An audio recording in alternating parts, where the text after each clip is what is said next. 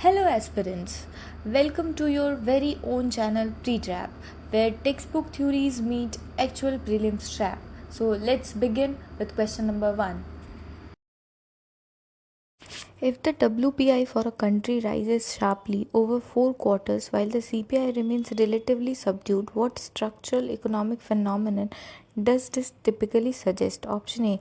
Producers are absorbing rising input or wholesale cost or corporate profit margins are compressing rather than fully passing price hikes down to retail consumers immediately. Option B. Retail consumers are buying fewer goods due to strict rationing. Option C. The base year calculation for CPI is mathematically flawed. Option D. The country has entered a state of complete deflation. And the answer is option A, because WPI tracks early supply chain and producer prices, whereas CPI tracks final retail prices. A divergence where your WPI outpaces CPI often indicate that a wholesale pressure take time to transmit to retail shelves or that firms are buffering consumers through margin compression. Question number 2 is, what does a chain base index number achieve compared to a fixed base index number? Option A, it freezes price levels permanently at a historical or milestone year. Option B, it converts qualitative consumer preference into quantitative variables. Option C, it prevents all forms of sampling and non-sampling errors.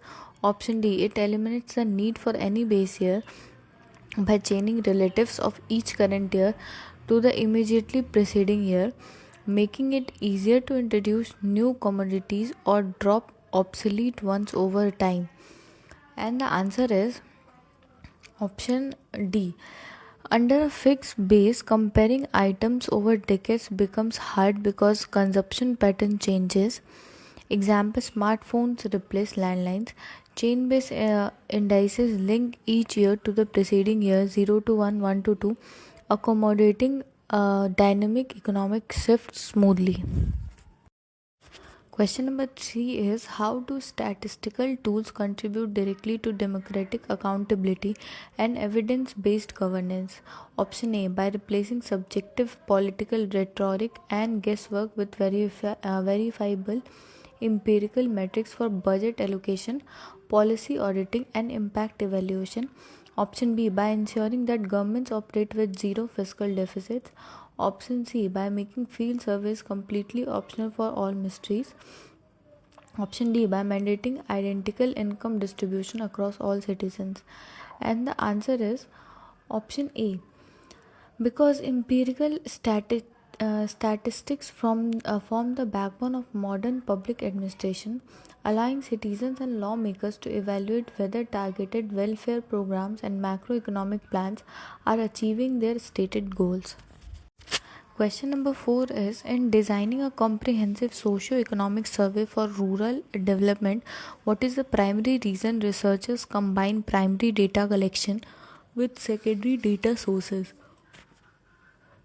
Option A, to guarantee the sampling errors become mathematically negative. Option B, to eliminate the need for any statistical analysis tools.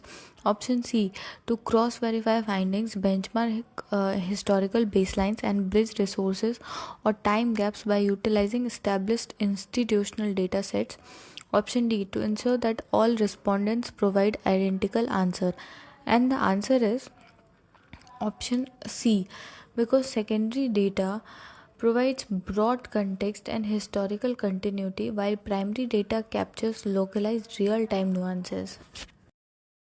Next question is, when an economist uses a time series graph to study the 30-year trajectory of India's GDP growth, what is the primary structural benefit of this tool? Option A, it allows the visualization of temporal trends, business cycle expansion and contraction, and structural turning points continuously over time.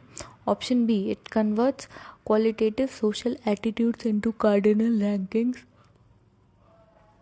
Option C, it proves absolute causality between literacy rates and saving ratios. Option D, it eliminates non-sampling errors from field surveys. And the answer is option A, because arithmetic line graphs plot values on the vertical axis against time units on the horizontal axis, exposing macroeconomic momentum and cyclic pattern visually. Question number 6 is, what does the CPI value of 175 signify regarding the purchasing power of money relative to the base year?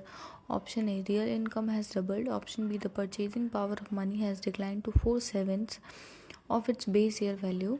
Option C, the purchasing power of money has increased by 75%. Option D, price levels have stabilized completely. And the answer is option B. I have also given the explanation for this question. Next question is, when an economist calculates the purchasing power of money from a CPI, what mathematical relation is applied? Options are PPM is equal to CPI into 100. Option B, PPM is equal to 100 by CPI. Option C, PPM is equal to CPI minus 100. Or option D, PPM is equal to CPI by 100. And the answer is option B, PPM is equal to 100 by CPI. Purchasing power moves inversely to price levels. If the price index rises, the amount of goods a unit of currency can buy drops proportionately. Thus, PPM is the reciprocal of the price index multiplied by 100. Question number 8 is, if the WPI registers double digit growth while the CPI shows sluggish single digit growth, what macroeconomic implication is most probable? Option A, retail consumers are paying higher prices than wholesale buyers. Option B, corporate manufacturers and intermediaries are absorbing input cost pressures or compressing their profit margins instead of fully passing them to retail consumers. Option C, the economy has entered a state of absolute deflation. Option D, the base year of CPI was set too high. And the answer is option B. WPI tracks early supply chain wholesale cost, where CPI tracks final retail consumer basket. A structural gap where WPI outpaces CPI signifies margin compression or a transmission lag along the supply chain. Question number 9 is, in real income deflation calculation, if nominal wages increases by 40% over a period while the consumer price index increases by 60%, what is the net direction of the workers' real purchasing power? Option A, real purchasing power has increased by 20%. Option B, real purchasing power has remained completely unchanged.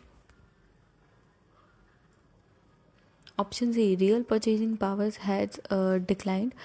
Option D, real purchasing power has doubled. And the answer is option C, real purchasing power has declined. I have given the formulas also, you can go through it.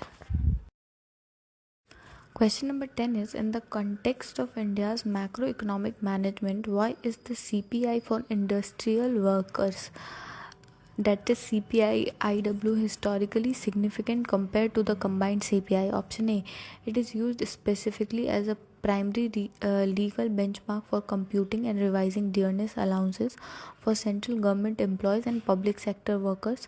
Option B, it completely ignores food and beverage items in its basket. Option C, it is calculated exclusively using unweighted arithmetic averages. Option D, it is published weekly by the Ministry of Finance. And the answer is option A. CPI IW has traditionally served as the core statutory index for wage indexation and dearness allowance adjustment for millions of workers in India, insulating them from retail inflation. Question number 11 is, and last question is, how does the implicit price deflator differ fundamentally from the CPI? Option A, there is no conceptual difference, they use identical item weights. Option B, the deflator is calculated exclusively using base year quantities without ever updating. Option C, CPI is compiled by the World Bank while the deflator is compiled by private banks. Option B, the deflator covers all goods and services produced domestically where CPI covers only a fixed basket of goods and services purchased by representatives, urban or rural consumers? And the answer is option D. The explanation I have given, the GDP deflator is a comprehensive measure of economy wide inflation because it includes investment goods, government purchases, and export or imports, where CPI focuses strictly on consumer retail purchases. Now we have reached the end of the session for today. I hope these questions are helping you in your revision and surely an eye opener for both beginners and repeaters in how to approach for questions. Thank you. See you tomorrow in the next video.